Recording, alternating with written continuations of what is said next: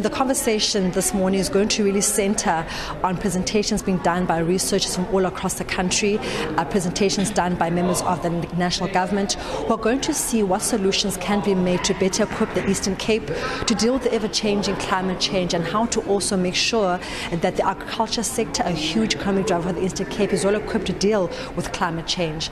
I'm joined this morning by the MEC of Rural Development, Ms. Gqeberha. MEC, the conversation this afternoon very critical to the Eastern Cape. We've seen the damage that climate change has had on the infrastructure of the Eastern Cape, but now we're zooming into the agriculture sector. How important are the conversation, the research presentations being done this afternoon? The conference is very important for us as the department in the agricultural sector by the association. It will help us deal and mitigate with the climate change that is in our province. We know that we are a province that is always prone to disasters, and the research that they are bringing will help us mitigate with the challenges that we're going to face. Not so long ago, we've been faced by veld fires, and we are to wait for the heavy rains to come, so those disasters. Yes, the association is saying it is for the first time that they've decided to have this conference on climate change, and it's going to help us equip our officials in mitigating with this situation and the weather conditions that we are going to face going forward. And then also, MEC, the presentation are also going to center around futuristic plans or strategies put in place futuristically to make sure that in 10 or 20 years' time, when climate change continues to happen, how better equipped the Eastern Cape is in the agriculture sector.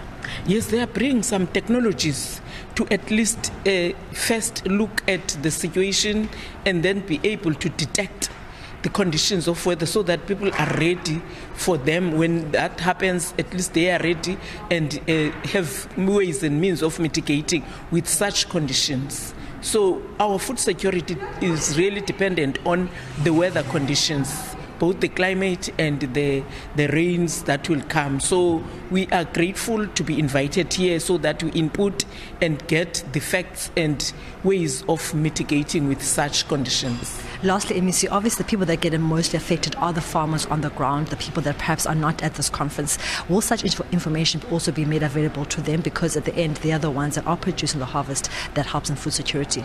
Yes, I've learned that it's only academics, economists that are here together with us. We are going to spread, and in fact maybe inviting them to share with our government officials. There are many government officials here, though we were not aware that this organization, the association itself, was initiated by government officials. So we think that by so doing, it will spread into the government departments with these mitigating factors of the researched information. Thank you so much.